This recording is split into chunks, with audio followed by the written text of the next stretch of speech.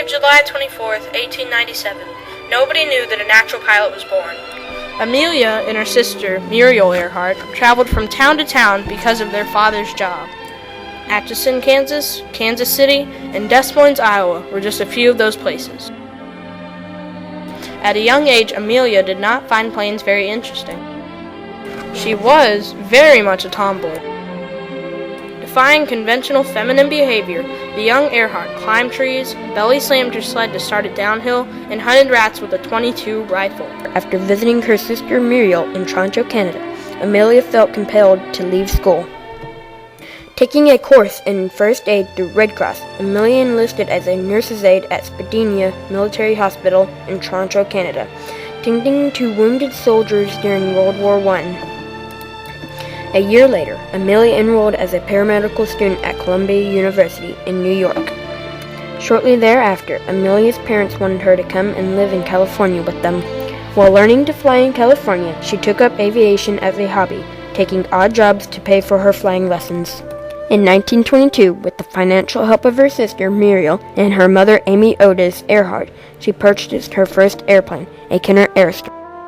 Earhart named the plane Canary and used it to set her first woman's record by rising to an altitude of 14,000 feet. After her parents' divorce, Amelia moved back east where she took a job as a social worker at Dennison House in Boston. It was there in 1928 she was selected to be the first female passenger on a transatlantic flight by her future husband, the publisher, George Palmer Putman. Putman had already published several writings by Charles Lindbergh. He saw Amelia's flight as a best-selling story for his publishing house. Because he was a writer, Amelia made a deal to write a book about the flight. The story was called 20 Hours and 40 Minutes, the exact time of the trip. Even with these successes, Amelia is best remembered for her final flight. On July 2nd, 1937, during her famed journey across the Pacific Ocean to complete her goal of flying around the world, Earhart disappeared without a trace.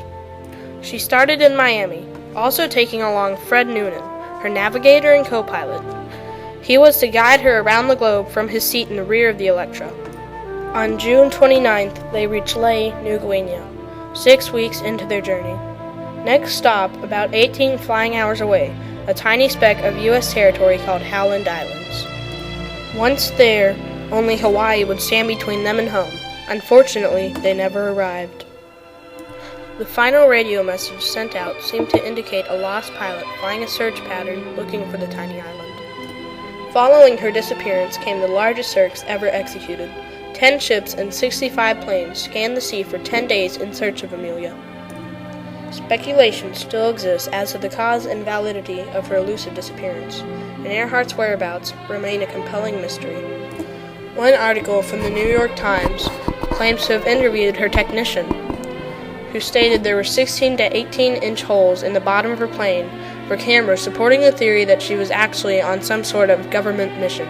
One newspaper journalist quotes Amelia's mother as saying, "Amelia told me many things, but there were some things she couldn't tell me. I'm convinced she was on some sort of government mission, probably on verbal orders." Of course, there are many people who still believe that she circled and circled looking for Howland Islands, until she eventually ran out of fuel and crashed into the salty, unforgiving waters of the Pacific Ocean. Earhart was one of the most skilled and well-known aviators of her time, mostly known for her ill-fated attempt to fly around the world, but her accomplishments as a pilot set standards for all aviators for years to come. As one of the first female aviators to attempt an all-around-the-world flight, Earhart solidified her reputation as one of the most renowned, outspoken, and daring women of her day. Having achieved a series of record-breaking flights, such as surpassing the women's altitude record of 14,000 feet in 1922 and venturing solo across the Atlantic Ocean in 1932, this trailblazer has not only paved the way for women aviators, but advocated independence, self-reliance, and equal rights for all women.